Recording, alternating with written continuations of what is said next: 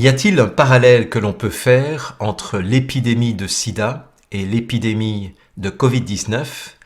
Eh bien, la réponse dans cette conversation du lundi.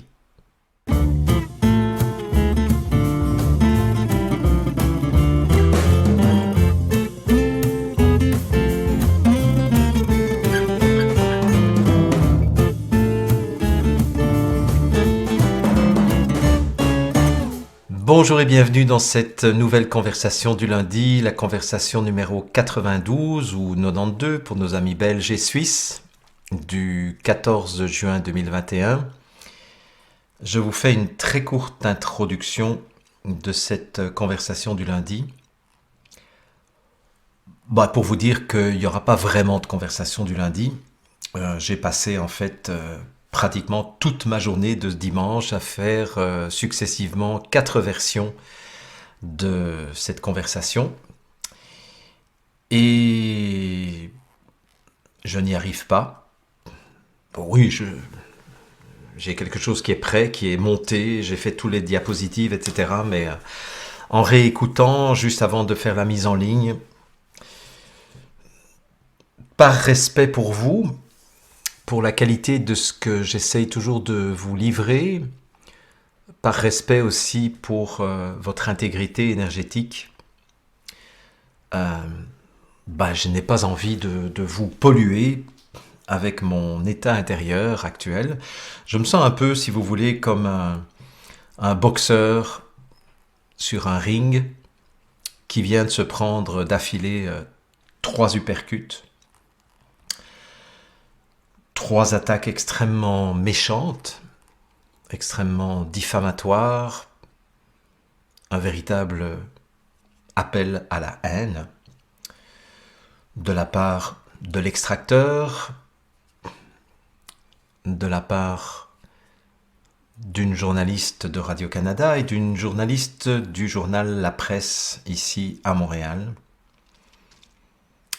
Et bien entendu, ça ne change strictement rien à mon positionnement intérieur et à mon positionnement extérieur, à mes engagements, à mes valeurs, à ce que je compte continuer à faire quoi qu'il en coûte. Mais là, la dernière attaque extrêmement violente que j'ai subie, c'était samedi. Et j'ai pas encore réussi à retrouver mon équilibre. Donc, j'ai pas envie de vous polluer avec les sentiments qui me traversent actuellement.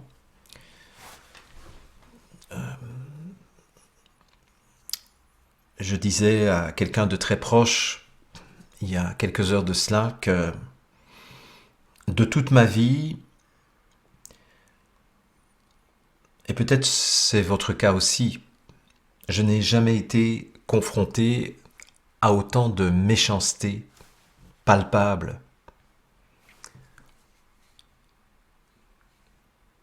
J'ai jamais vu autant de méchanceté de ma vie. Depuis 1 an et demi, j'ai jamais vu autant de divisions créées de toutes pièces volontairement, essentiellement par les médias mainstream et par les fact-checkers, les debunkers, ces petits caporaux au service du même discours fasciste, totalitaire, diviseur.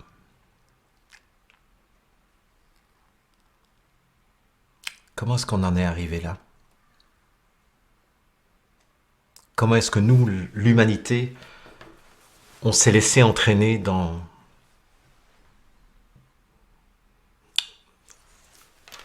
autant d'inconscience, autant de violence, autant de mépris?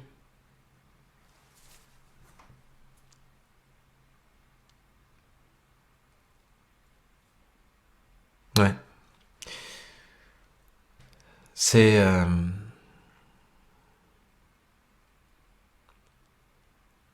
C'est même pas de la colère qui m'habite actuellement, c'est de la tristesse. C'est de la tristesse profonde de voir notre monde qui est en train de partir en déliquescence complète. Et quand je sais en plus que tout ça était programmé, je me dis, mais où est-ce qu'ils vont s'arrêter?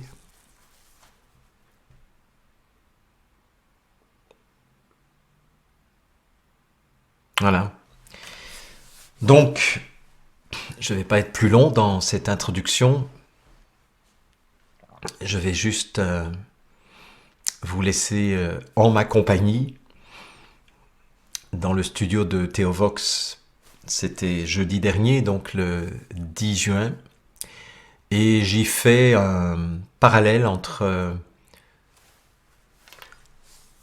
tous les mensonges qui ont été élaborés autour de l'origine du sida et tous les mensonges qui sont en train d'être élaborés autour de l'origine du Covid et de cette pseudo-pandémie. J'ai pas eu le temps de développer autant que j'aurais voulu, même si c'est une interview qui dure déjà une demi-heure, mais j'ai pas eu le temps de développer autant que j'aurais voulu tous mes propos. Je pense que je referai une émission beaucoup plus complète, mais j'avais quand même envie de vous mettre quelque chose sous la dent pour ce lundi.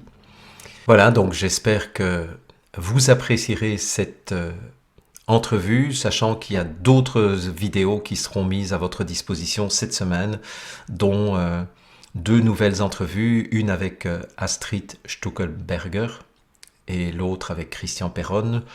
Il y aura aussi l'info en question avec un invité surprise qui sera Patrick Joland, l'auteur du livre Un monde de menteurs.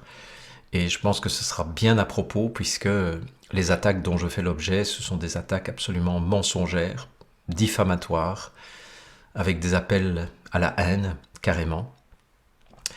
Et bien entendu, je n'ai pas l'intention de laisser ça passer et de laisser ça sans suite. Ça, c'est clair. Mais pour l'instant, je vous laisse dans le studio de Théovox et je vous retrouve avec plaisir et je vous lis avec plaisir très très prochainement. Je vous embrasse.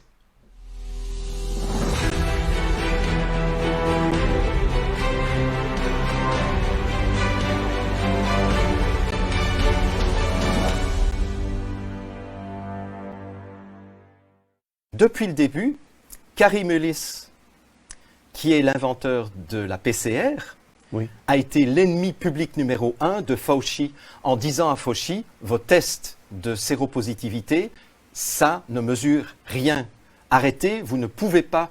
Et il a été le grand opposant de Fauci pendant des années, des années et des années. Et il était sur le point de démontrer toute la fraude de Fauci, mais il a eu la bonne idée de mourir au mois d'août 2019, parce que si Karim Mullis, qui est prix Nobel pour avoir découvert la PCR, qu'on utilise à tort comme test de détection, eh bien, je pense que si Karim Mullis avait été vivant en 2020, c'est clair qu'on aurait eu un opposant de taille pour tout de suite faire arrêter cette pandémie de tests. Didier Raoult n'était pas un opposant de taille?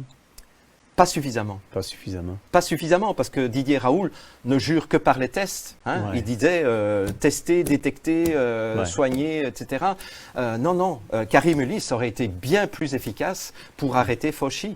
Et malheureusement, comme disait Pierre Dac, un humoriste français, mourir, c'est toujours un manque de savoir-vivre.